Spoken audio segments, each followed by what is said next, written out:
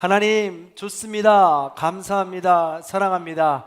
하나님이 하시면 무엇인지 다 이루어집니다. 하나님 좋습니다. 감사합니다. 사랑합니다. 하나님이 하시면 무엇인지 다 이루어집니다. 아멘. 하나님께 영광의 박수를 드리겠습니다. 대림절을 보내면서 예수님의 다시 오심을 우리는 기다립니다. 예수님이 오시면 열매를 맺는다고 했습니다. 영생을 얻고요, 존귀한 존재가 된다고 했습니다. 다만 그냥 얻어지는 결과가 아니라 한 알의 밀알이 죽어야 하고 자기의 생명을 미워해야 하며 예수를 따르고 예수 안에 거해야 하는 그런 일련의 과정들이 필요하다고 했습니다. 이 과정을 위해서 예수님은 몸소 행동으로 본을 보여주셨습니다. 식사 자리에서 일어나 겉옷을 벗고 허리에 수건을 두르고 제자들의 발을 닦아주셨습니다. 그리고 난 후에 제자들에게도 너희도 이와 같이 서로 발을 닦아주라라고 명령하셨습니다. 발을 닦아주라는 것은 겸손의 의미로 서로 나보다 남을 더 낮게 여기라는 의미였습니다. 그리고 상대방의 허물과 죄를 덮어주라는, 수건의 의미였죠. 덮어주라는 것이었습니다. 그럴 때 열매와 영생, 존귀한 존재로 거듭날 수 있다고 하신 것입니다. 자, 오늘은 몸소 행동으로 보여주신 가르침, 이 두 번째 사건이 등장합니다. 예수님은 제자들의 발을 씻으시고 다시 겉옷을 입으시고 식사 자리에 가서 누우십니다. 그리고 빵과 포도주를 나눠주시죠. 이른바 성만찬입니다. 성만찬은 사복음서에 모두 기록이 되어 있습니다. 그만큼 중요한 예식으로서 우리 기독교를 대표하는 거룩한 예식입니다. 다만 사복음서에서 강조하고 혹은 보여주는 이 표현하는 면들이 조금씩은 다를 뿐이죠. 요한복음도 다른 복음서와는 조금 더 다른 모양으로 이 성만찬을 기록하고 있습니다. 그리고 성만찬이라고 얘기하고 있지는 않습니다. 그 장면 이런 것이죠. 그래서 그 중요한 특징을 가지고 우리가 여기에 집중해서 살펴보려고 합니다. 먼저 오늘 본문을 보면 굉장한 궁금증들이 있습니다. 오늘 본문을 보면 영화에도 나오고 그래서 굉장히 궁금하신 분들이 많이 있죠. 흔히 예수님 품에 누운 자가 누구냐, 남자가 왜 예수님 품에 누웠느냐, 이런 이야기들 하시는데 우리 성도님들은 아셔야 됩니다. 지난주간에도 말씀을 드렸지만 당시의 식생활 문화가 누워서 먹는 이 식생활 습관이었고요, 그리고 누우려면 쿠션이 있어야 되는데 이 쿠션이 1인당 1인용이 아니에요. 그래서 한 3인용이 되었습니다. 그래서 이 쿠션 하나에 3사람 정도가 약간 터울을 두고 누워야 됐던 거죠. 그리고 이렇게 떡을 이렇게 먹어야 됐던 겁니다. 그러니까 다음 앞에 사람이 내 앞에 눕는 게 당연했던 거죠. 그냥 식사 문화였던 거예요. 그냥 이상한 질문 같은 거는 안 하셔도 되고 그런 궁금증엔 그렇게 해답을 하시면 됩니다. 어쨌든 그런 궁금증들이 있는데 우리가 오늘 하고 싶은 이 궁금증 두 가지는 이겁니다. 유다는 예수님의 바로 옆에서 예수님의 표적을, 사랑을 봤는데 왜 떠났을까? 태어나지 않았으면 좋을 뻔했다던 이 가룟 유다, 너무 불쌍하지 않은가? 태어날 때부터 그 인생이 예수를 팔자로 결정이 되어 있었던 거라면 나는 어떤 존재인가? 이런 궁금증 들지 않습니까? 또 하나는요, 예수님의 입장입니다. 유다를 향한 예수님 너무 냉혹한 거 아닌가? 굳이 유다가 팔자라고 찍어서 그렇게 말씀할 필요가 있었는가? 라는 것이죠. 이런 궁금증들, 예수님 너무 냉혹하다, 이런 거죠. 자, 이런 질문들을 머릿속에 기억해 두시면서 오늘 말씀을 한번 나눠보려고 합니다. 이 질문들을 따라가는데요, 먼저 가룟 유다에 대한 궁금증입니다. 가룟 유다를 보면 우리는 배신자라고 정죄하고 판단합니다.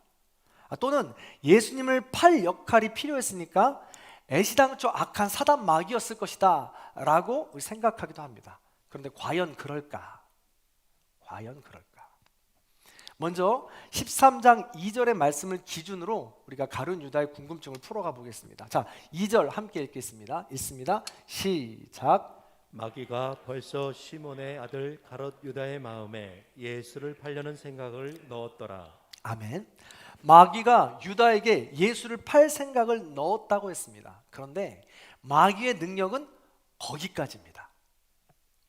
악한 마음을 넘어서 악한 길로 유도할 수는 있으나 그래도 최종 선택은 우리가 하는 것입니다. 하나님은 천지를 창조하시고 동산 중앙에 선악을 알게 하는 선악과를 심어 놓으셨습니다. 그리고 명령하셨죠. 동산 중앙에 있는 선악과를 먹지 말아라. 최종 선택은 우리에게 주셨습니다. 그 권한을 주셨다는 거예요. 하나님께서도 선택의 영역을 우리에게 주셨건만 감히 악한 사단 마귀가 어떻게 우리의 선택의 영역을 침범할 수 있습니까? 그럴 수 없다는 거죠. 선택의 영역은 고유하게 저와 여러분 우리 자신의 것입니다. 그래서 성경은 이렇게 기록하고 있는 것입니다. 무릇 지킬 만한 것 중에 내 마음을 지키라. 생명의 근원이 이에서 남이니라. 늘 깨어있으라. 악한 사단 마귀가 우는 사자와 같이 삼킬 자를 찾아다닙니다. 즉 가룟 유다도 지킬 수 있었고 깨어있을 수 있었다는 것입니다. 그런데 본문 2절에 보니까 생각을 넣었더라 라고 표현하고 있습니다. 사실 이 생각을 넣었다라는 이 동사는요, 이 시제가 과거 완료 시제입니다. 갑자기 문법을 말씀드려서 죄송한데 잠깐만 집중해서 들어보십시오. 간단한 거니까요. 무슨 말인고 하니 헬라어 동사의 시제에는 과거 시제가 있고 그냥 과거 완료 시제가 있습니다. 근데 여기서 쓰인 과거 완료 시제라는 것은 과거부터 그런 일들이 진행되다가 어느 순간 완료의 시점이 있다는 거예요. 즉 다시 말해서 마귀가 과거부터 예수를 대적하는 마음, 그 예수를 비교하는 마음, 그 인간의 마음을 계속해서 이 사단 마귀가 유다에게 불어넣어 준다는 것입니다. 그러면 그걸 받아가지고 계속 유도되는 거예요. 흔들리는 겁니다. 번민하는 겁니다. 고민하는 거예요. 근데 그때마다 유다가 완전하게 넘어가지 않습니다. 예수 그리스도를 따라요. 그런데 어느 순간 오늘 13장 2절 나누는 그 순간 넘어갔다는 거예요. 과거 완료가 되었다는 것이죠. 오늘 예수님과 저녁 식사 자리에 마침내 그게 완료가 되었다는 것입니다. 마침내 사단이 가룟 유다의 마음을 얻는데 성공했다는 것입니다. 결국은 가룟 유다가 자신의 마음을 지키지 못하고 사단에게 넘겨준 것입니다. 즉 가룟 유다가 처음부터 예수를 팔 자가 아니었을 수도 있다라는 것이죠. 다른 사람이 그 역할을 할 수도 있었다라는 것입니다. 자, 조금 더 거슬러 올라가 볼게요. 이 근거가 어디에 있는지. 자, 가룟 유다가 처음 언급되는 곳이 어디냐? 요한복음 6장입니다. 요한복음 6장에 큰 기적이 있죠. 예수님의 표적이 있습니다. 오병이어입니다. 군중들은 오병이어의 기적, 이 엄청난 기적을 보고 예수님을 자신들의 생계를 책임져 줄 왕으로 옹립하려고 합니다. 그래서 예수님을 쫓아다니면서 우리의 밥을 챙겨줄 왕이 되어 주십시오 라고 이렇게 요청을 하죠. 그때 예수님 뭐라고 하시냐면 내가 줄 빵은 너희들에게 줄 육신의 빵이라기보다 하늘의 양식이다 라고 이야기를 합니다. 육의 양식이 아니라 하늘의 양식이라는 거죠. 그때 제자들이 이렇게 대답합니다. 자, 요한복음 6장 60절 61절입니다. 같이 읽어봅니다. 시작. 제자 중 여럿이 듣고 말하되 이 말씀은 어렵도다. 누가 들을 수 있느냐 한데. 다음 넘겨주세요. 예수께서 스스로 제자들이 이 말씀에 대하여 수근거리는 줄 아시고 이르시되 이 말이 너희에게 걸림이 되느냐. 그렇습니다. 지금 예수님의 말씀이 어려운 거예요. 그 말이 걸림돌이 되는 겁니다. 제자들은 눈에 보이는 떡을 원했는데 예수님은 영의 떡을 원하니까 어렵다고 합니다. 그런데요, 사실 어렵다는 것은 머리로 이해하기 어렵다는 것이 아니라 듣기 싫다는 거예요. 받아들이고 싶지 않다는 겁니다. 신앙생활의 가장 무서운 부분이 이 부분입니다. 군중들은 자신의 배를 채워주기를 원했던 거예요. 하늘의 양식 따위엔 관심이 없었던 거죠. 신앙생활에 어려운 것이 이것인데 예수님의 말씀은 때로는 우리에게 어렵습니다. 걸림돌이 됩니다. 듣고 싶지 않습니다. 대부분의 신앙인이 자신의 이 기대를 가지고 신앙생활을 하기 때문에 그렇습니다. 영권, 인권, 물권을 구합니다. 능력이죠. 주시면 감사합니다. 있어야 합니다. 그런데 이것만 구하면 문제가 된다는 거예요.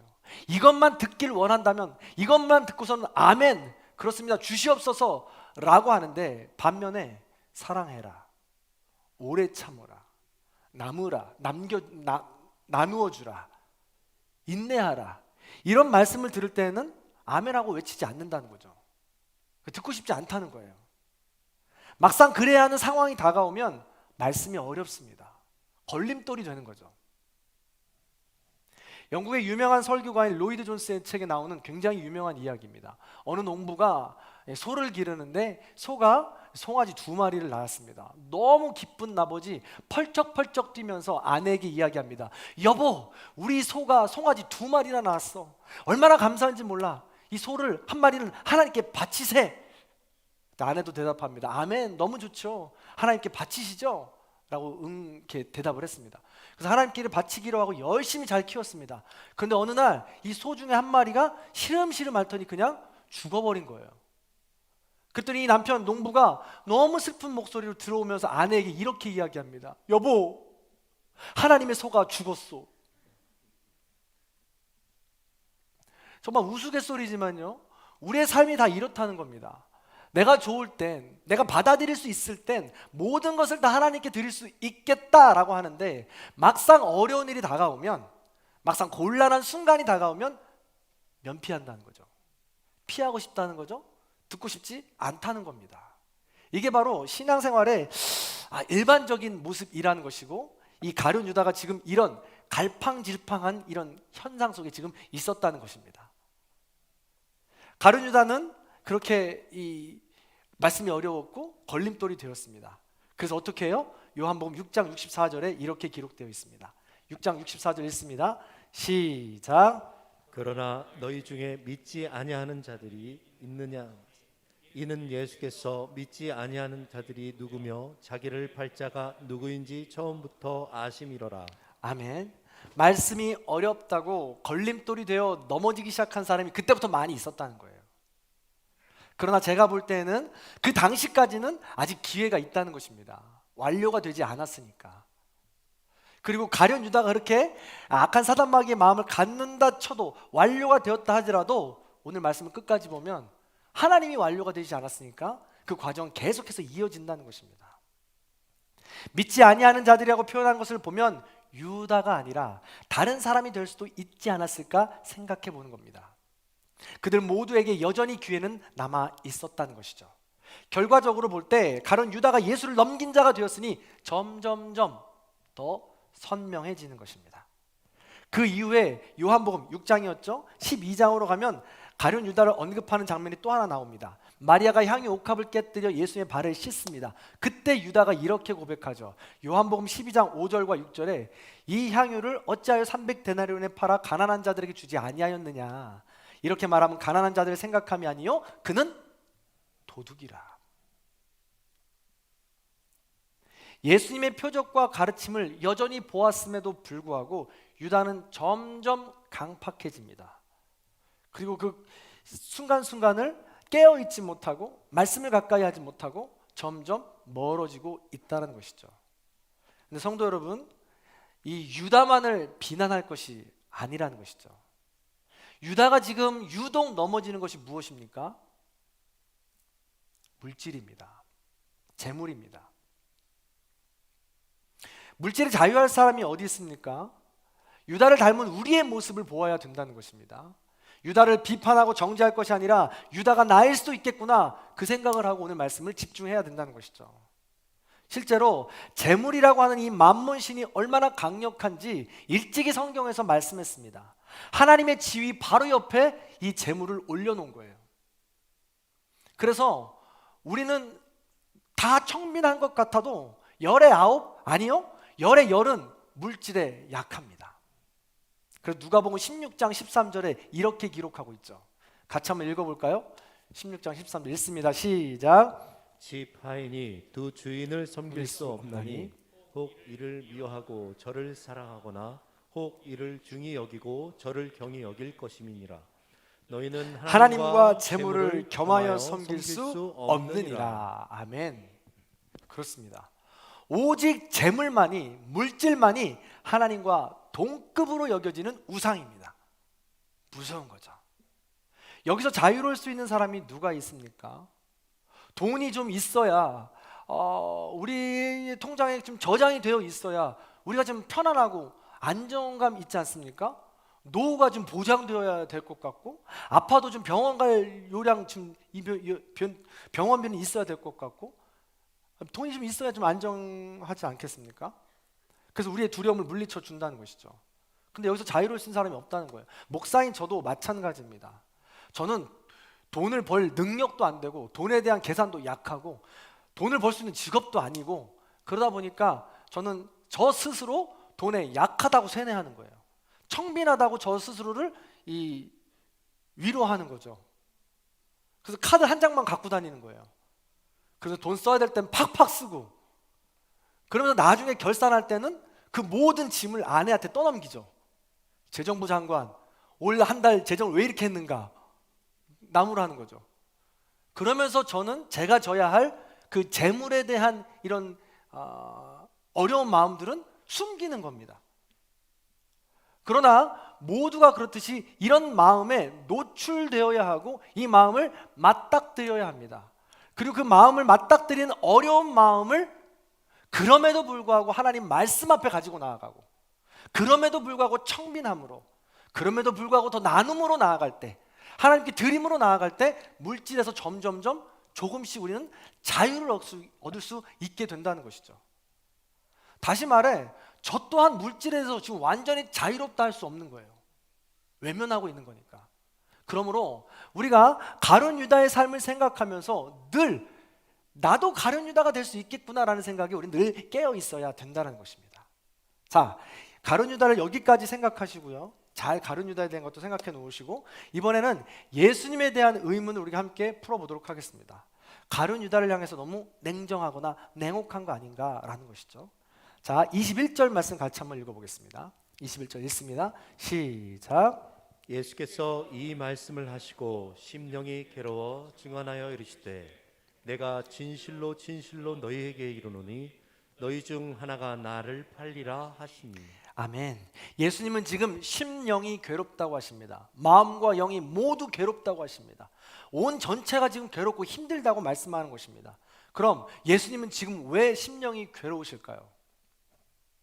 물론 이제 곧 죽음을 앞두고 그럴 수 있습니다. 그러나 죽음을 앞두고의 이 괴로움은 어느 정도 일단락 해소가 되었어요. 어디서? 요한복음 12장에서 마리아가 향유 옥합을 깨뜨리면서 예수님 발을 닦아주시면서 그 죽음을 준비해 주신 그때, 장애를 이해해주고 마음을 알아준 그때, 그 죽음에 대한 마음은 조금 해소가 되었다는 것이죠. 오늘 본문에서 나타난 예수님의 괴로움은 가룟 유다의 배신 때문이었습니다. 예수님께서 발을 씻어주실 때 가룟 유다도 씻어주셨습니다. 그러나 이미 유다의 마음은 예수님을 배신하려고 결심한 상태였습니다. 이것을 예수님도 알고 계셨고, 이 배신은 십자가 처형으로 이어지는 것이었습니다. 단순한 배신이 아니에요. 온갖 고난과 역경과 수치와 목숨을 내놓은 배신이었던 것이죠. 그럼에도 불구하고 예수님은 유다의 발을 씻겨주신 것입니다. 그런데 가룟 유다는 예수님의 마음을 받지 않습니다. 그런 가룟 유다의 완악한 마음을 보고 예수님이 괴로워하신 겁니다. 그러다가 한마디 하신 것이죠. 이 중에 나를 팔 자가 있으리라. 지금 21절은 예수님이 가룟 유다의 배신을 알고 한 번 더 기회를 주면서 발을 씻어주었는데, 변하지 않는 가룟 유다의 모습을 보고 예수님은 가슴이 찢어지도록 아픔을 지금 느끼고 있는 것입니다. 자, 그런데 그럼에도 불구하고 이 상황을 보면, 그냥 읽다 보면 이 상황이 잘 이해가 가지 않습니다. 이 예수님의 마음을 제대로 알기 위해서, 그리고 그 상황을 제대로 알기 위해선 예수님의 마음도 알고 이와 함께하는 제자들의 마음도 알아야 합니다. 자, 기억해 두세요. 예수님의 마음은 지금 가룟 유다 때문에 괴로운 상태에 있습니다. 근데 제자들의 마음은 어땠을까? 제자들의 마음 상태를 알기 위해선 11장까지 거슬러 올라가야 합니다. 11장에서는 죽은 나사로를 예수님께서 살리셨습니다. 제자들과 모든 무리가 그 광경, 그 표적을 목격했습니다. 심장이 뛰는 일이죠. 기적을 행하신, 죽은 자를 살리신, 능력의 예수님이니까. 그 능력의 예수님이 12장 예루살렘으로 입성하십니다. 이제 곧 이 정권을 찬탈하고 이 왕위에 오를 수 있는 어마어마한 지금 경지에 이르게 된 것이죠. 그래서 겉옷을 벗어서 깔고 종려나무 가지를 흔들면서 호산나 호산나 우리 왕이 되어 주시옵소서 하고 외쳤던 거죠. 그러다 보니 그들의 마음은 지금 들떠 있는 겁니다. 최고로 흥분되어 있는 것이죠. 그러면서 저녁 식사 자리에서 자기들끼리 그런 얘기 하지 않았겠습니까? 야, 너 아까 죽은 나사로 살릴 때 사람들 눈빛 봤어? 야, 우리 예루살렘 입성할 때 우리가 그 사람들 겉옷 흔들면서 종려나무 가지 흔들면서 우리 쳐다보는 거 봤어? 3년 동안 고생했어. 됐어. 이제 우리 중요한 자리 차지할 수 있을 거야. 조금만 더 참자고. 이런 식으로 대화를 했을 거라고요. 얼마나 들떠 있었겠습니까? 이처럼 제자들은 몹시 흥분한 상태였고 예수님은 심령이 몹시 비통한 상태였습니다. 이렇게 상반된 감정 가운데 예수님이 대답하신 거예요. 얘기하신 거예요. 이 중에 나를 팔 자가 있으리라. 그랬더니 22절에 뭐라고 대답합니까? 제자들이 의심하더라. 누군지 모르니까. 근데 여기서 의심하더라는 단어는 의역이 잘못됐어요. 너무 번역이 많이 나갔습니다. 왜냐하면 의심한다는 게 무슨 뜻이에요? 의심한다는 건 촉각을 곤두세우고 거기에 집중한다는 이야기입니다. 만약에 촉각을 곤두세우고 집중했다면 베드로, 흥분하는 이 혈기왕성한 베드로가 가만히 있었을 리가 없어요. 예수님 누굽니까? 예수님 팔자가 누굽니까? 당장 나에게 알려주십시오. 내가 가만두지 않겠습니다. 이랬을 거거든요. 근데 뭐라고 성경이 계속 표현해요? 몰랐다고 표현해요. 그래서 세 번역에서는 이 22절의 말씀이 제자들이 누군지 전혀 몰랐더라 라고 새로 번역이 되었습니다. 그러면서 베드로가 좀 멀리 떨어져 있었거든요. 그러면서 눈짓으로 머리짓만 하는 거예요. 야, 누군지 물어봐. 이렇게. 관심이 없었던 거죠. 자, 이런 경우는 참 많습니다. 예수님과 이 제자들의 전혀 다른 세계를 지금 살아가고 있는 거죠. 가령 예를 들면 이런 거예요. 제가 아내와 큰 딸과 이 집안에서 식사를 하는데 제 딸이 요즘에 이제 성탄절을 준비하면서 워십을 준비하면서 이런저런 얘기를 잘 해요. 재미있다고 이야기하고 그 가운데서 내년을 위해서 어떻게 준비했으면 좋겠다는 이야기를 또 막 해요. 근데 제가 이 이야기를 듣고 있는데 난생 처음 듣는 이야기예요. 그래서 들어보지 않은 이야기라서 계속해서 물었습니다. 한참 묻고 있는데 이 딸이 계속 표정이 이상해져요. 그러면서 저한테 다시 묻는 거예요. 아빠, 내가 어제 다 얘기해줬잖아. 그래서 저는 생각했어요. 정말 처음 듣거든요. 난생 처음 듣거든요. 그래서 제가 아내에게 물어봤어요. 난 처음 듣는다고. 그랬더니 아내도 이야기해요. 어제 다 얘기했잖아. 그래서 제가 다시 처음부터 천천히 얘기해보라고 그랬습니다. 너무 억울해가지고. 그래서 처음부터 그 과정을 이야기하는데 한 중간쯤 되니까 그때부터 기억나더라고요. 그러니까 이 이야기를 처음부터 끝까지 두 모녀는 저한테 한 거예요. 그런데 어제 제가 무슨 일을 하고 있었는지, 핸드폰으로 딴 일을 하고 있었든지 아니면 정신으로 딴 생각을 하고 있었든지 듣지 않았던 거죠. 제대로. 그리고 제가 듣고 싶었던 그 부분부터 그 이야기를 들었던 겁니다. 이것과 똑같아요. 예수님과 제자들이 바로 이겁니다. 사람은 지극히 자기중심적이라 들어도 자기 뜻대로 해석하든가 아니면 전혀 관심이 없어서 들어도 모르거나 안 들린다는 겁니다. 예수님과 제자들이 바로 지금 그런 상황입니다. 그러니까 지금 예수님께서 누가 날 배신해서 날 곧 죽일 거야 라고 하셨지만 흥분되어 있는 제자들에겐 관심도 없었을 뿐더러 들리지도 않았던 것이죠. 이런 상황이라고 생각하시면서 26절, 27절을 읽어야 합니다. 자, 이런 상황이다라고 생각하시고 26절, 27절을 읽어보겠습니다. 읽습니다. 시작.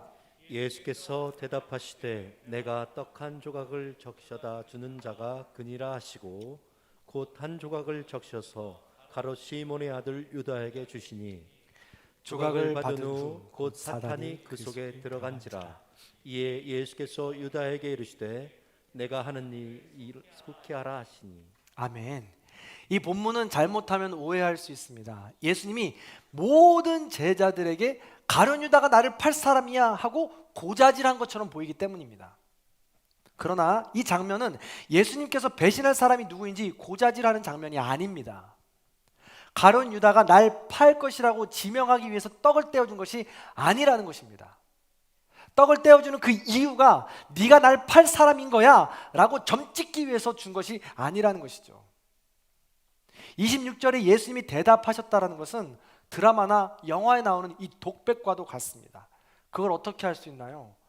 내가 떡을 떼어주면서 이 떡을 받는 사람이 나를 팔 자야 라고 하는 것은 마치 독백과도 같아요. 어떻게 할 수 있냐면 28절에 보면 뭐라고 되어 있냐면 이 말씀을 무슨 뜻으로 하셨는지 그 안 준 자 중에 아는 자가 없다고 기록합니다. 예수님이 이런 말과 행동을 한 이유에 대해 아는 제자가 하나도 없었다는 거예요. 그러니까 26절 이 예수님의 대답을 그 누구도 귀 기울여서 듣지도 않았을 뿐더러 독백처럼 중얼중얼 거리는 그런 이 모습이었다라고 우리는 이 장면을 그려볼 수 있다는 것이죠. 하지만 이 장면은 굉장히 중요한 장면입니다. 그냥 내가 가룟 유다가 너가 나를 팔 거야 라고 찍기 위해서 준 떡이 아니라 빵이 아니라 이런 의미가 있다는 것이죠. 자, 26절 하이라이트입니다. 26절 다시 한번 읽습니다. 시작. 예수께서 대답하시되 내가 떡 한 조각을 적셔다 주는 자가 그니라 하시고 곧 한 조각을 적셔서 가롯 시몬의 아들 유다에게 주시니. 아멘. 예수님의 마음을 생각해 보세요. 바로 이 장면이 성만찬입니다. 다른 복음서의 성만찬과 좀 다르지만 요한복음의 성만찬은 오롯이 예수님과 가룟 유다에 집중되어 있어요. 영화나 드라마라고 생각해 보시고 이 화면의 앵글을 생각해 보세요. 다른 복음서의 성만찬은 12 제자들과 함께 나누는 성만찬이 될 수 있습니다. 그러나 오늘 이 요한복음의 성만찬은 지금 오롯이 예수님과 이 가룟 유다에만 집중되어 있는 것입니다. 이것이 놀라운 것이죠. 한 사람에게만 지금 행해지고 있다는 것입니다. 누구를 위해서? 바로 가룟 유다를 위해서. 가룟 유다가 누굽니까? 예수님을 배신할 사람입니다. 예수님을 십자가에 매달 사람입니다. 그런데 그 사람을 위해, 그 한 사람을 위해 자기의 살과 자기의 피를 지금 내어주고 있는 것입니다. 나를 배신할 거라는 아픔보다는 그럼에도 불구하고 살과 피를 내어주시는 그 예수님의 마음은 그럼에도 불구하고 돌아서지 않는 그 가룟 유다에 대한 애틋한 가슴 아픈 괴로운 심령, 그것이 바로 거기에 녹아 있다라는 것이죠. 그런데 예수님은 또다시 성만찬의 은혜를 유다에게 베풀고 있는 것입니다. 이것이 바로 요한복음이 오늘 우리에게 예수님께서 오신 이유, 예수님을 통해 전하고 싶은 메시지라는 것입니다. 예수님의 끝사랑입니다. 그 사랑이 배신자 가룟 유다에 향하고 있습니다. 그러나 또다시 예수님은 멈추지 않습니다. 그럼에도 불구하고 예수님은 자신의 살과 피를 떼어 가룟 유다에게 넘겨주는 것입니다. 사랑하는 성도 여러분, 말씀을 정리해 보겠습니다. 가룟 유다와 예수님의 인생을 통해 보았듯이 세상에는요, 예수님이 사랑하는 사람이 있고 예수님이 사랑하시지 않는 사람이 있는 것이 아닙니다. 예수님의 사랑은 모든 사람에게 있고 보편적이고 특수하며 우리의 숨이 완료될 때까지 끝까지 살과 피를 내어주시는 사랑입니다. 다만 예수님의 사랑을 받아들이는 사람이 있고 예수님의 사랑을 받아들이지 않는 사람이 있을 뿐입니다. 안타깝게도 가룟 유다는 예수님의 이 사랑을 끝끝내 받아들이지 않았습니다. 그는 완악한 마음 그대로 행합니다. 그 길로 예수님을 떠납니다.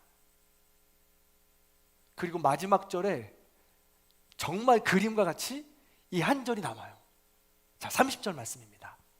30절 말씀을 보면 유다가 그 조각을 받고 곧 나가니 밤이러라.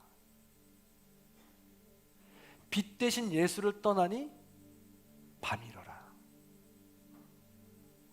그 길로 유다는 밤의 길로 떠나고 18장에 보면 예수 그리스도의 빛이 아닌 군사와 기득권을 가진 이들의 횃불을 들고 예수님을 찾아옵니다. 그들의 횃불이 참된 빛인 예수님의 빛을 이길 수 있겠습니까? 가룟 유다는 결국 예수님을 팔고 그 길에 선 거예요. 돌아오지 않을 길에. 그러면서 성경에 가룟 유다의 가장 비참한 최후를 그리고 있습니다. 차라리 태어나지 않았으면 좋았을 것을. 너무 슬픈 인생의 결말을 맞이하게 된다는 것입니다. 생각해 봤으면 좋겠습니다. 두 가지만. 첫 번째, 우리는 지금 가룟 유다와 같은 길을 갈 수도 있다는 것을. 그래서 날마다 말씀을 듣고 깨어 있어야 한다는 것을. 두 번째, 유다가 그 조각을 받고 나가니 밤이 일어나. 유다도 유다지만 그 남겨진 예수님의 모습을 영화나 드라마라고 생각하시면서 생각해 보세요. 상상해 보세요. 자신의 살과 피를 계속해서 내어주어도 돌아오기만 한다면, 네가 빛 가운데로 나에게로 돌아오기만 한다면 난 더 이상 바랄 것이 없다라는 그 표정, 그 예수님의 모습. 횡하니 나가버린 유다를 쳐다보고 있는, 그냥 남겨져 있는 예수님의 그 모습을 말입니다. 그 예수님은 오늘도 혹여나 유다의 길을 걸을지 모르는 우리에게 찾아오셔서 오늘도 자신의 살과 피를 내어주시며 우리를 기다리고 계십니다. 부디 오늘 말씀을 기억하시면서 끊을 수 없는 그 사랑을 마음속에 품고 날마다 깨어서 유다의 길이 아닌 예수의 길을 걸어가시는 저와 여러분의 삶이 다 되시길 주님의 이름으로 간절히 축원합니다. 그 마음을 담아서 우리 함께 이 찬양 고백하겠습니다.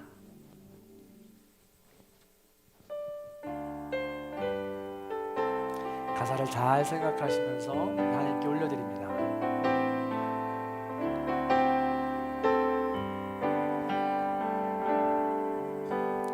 아버지 사랑 내가 노래해, 아버지 은혜 내가 노래해, 그 사랑 변함없으신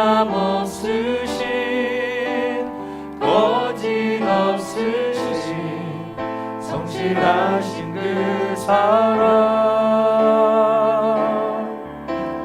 상한 갈대 꺾지 않으시는,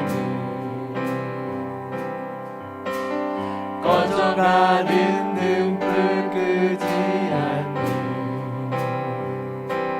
그 사랑, 변함없으신 거짓없으신 성실하신 그 사랑, 사랑, 그 사랑 날 위해 죽으신, 날 위해 다시 사신 예수 그리스도, 다시 오실 그 사랑, 죽음도 생명도 천사도 하늘의 어떤 권세도 깨들 수 없는 영원한 그 사랑, 예수 아버지 사랑, 아버지 사랑 내가 노래해, 아버지 은혜 내가 노래해, 그 사랑 변함없으신 거짓없으신 성실하신 그 사랑, 상한 갈대 꺾지 않으신,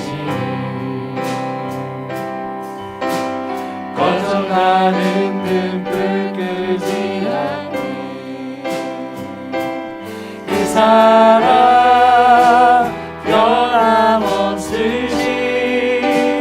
거짓 없으신 성실하신 그 사랑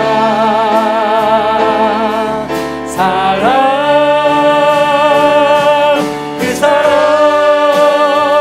날 위해 주신 날 위해 다시 사신 예수 그리스도 다시 오신 그 사랑 죽음도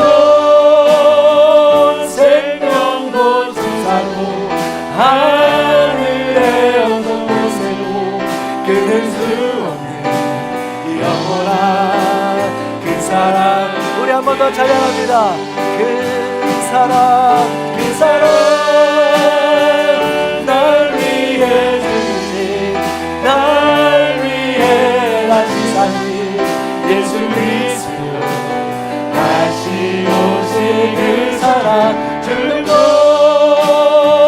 생명도 제사로 하늘의 어떤 곳에도 이 시간 온전히 주님의 그 사랑에 집중합니다.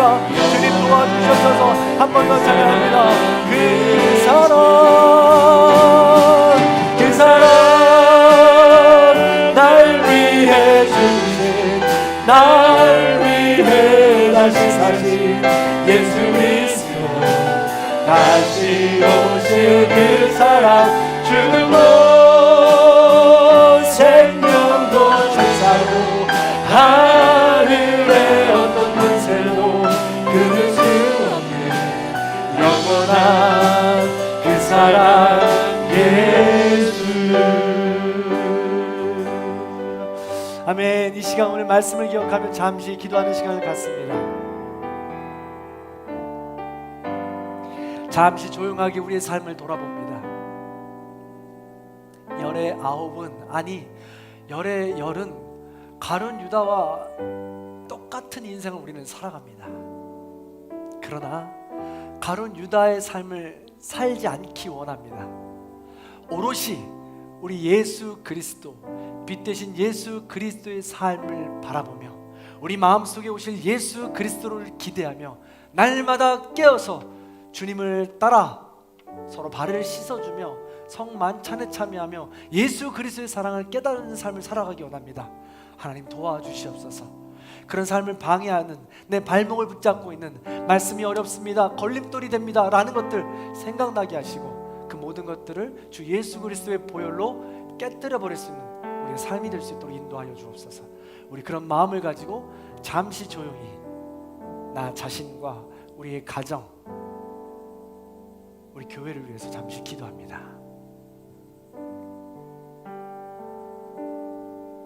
주님 도와주옵소서.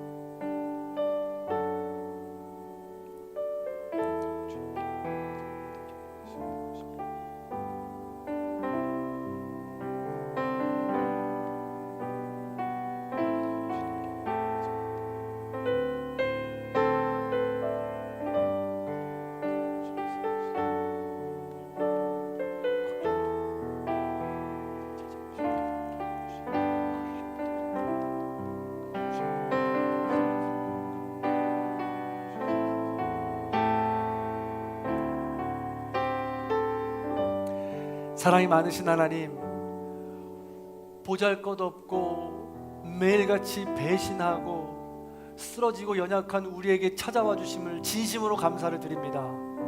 대림절 기간 우리를 포기하지 않으시고 여전히 살과 피를 내어주시며 우리를 빛 가운데로 불러주시니 감사드립니다.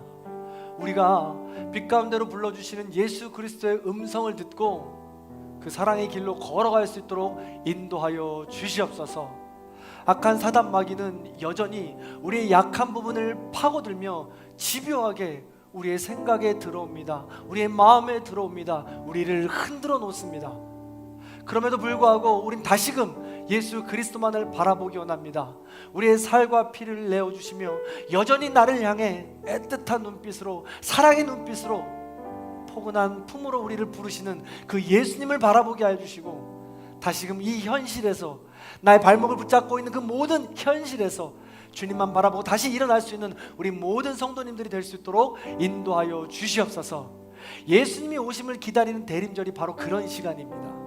내 힘으로 할 수 없기에 예수 그리스도를 묵상하며 예수 그리스도의 오심을 기대하며 예수 그리스도께 기도하며 말씀에 기대는 것입니다.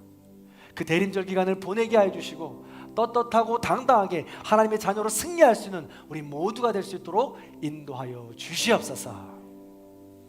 지금은 우리 주 예수 그리스도의 은혜와 하나님 아버지의 극진하신 사랑과 성령님의 감화감동 교통하심의 역사가 대림절 기간을 맞이하며 자신의 살과 피를 떼어주며 여전히 우리를 빛 가운데로 오라고 부르시는 예수 그리스도의 사랑에 응답하기를 결단하는 우리 모든 성도님들 머리 위에, 원근각처에 터져 있는 자녀들과 부모님들 위에, 이 나라 이 민족 위에, 전 세계 위에 이제로부터 영원토록 함께 하시기를 간절히 축원하옵나이다. 아멘.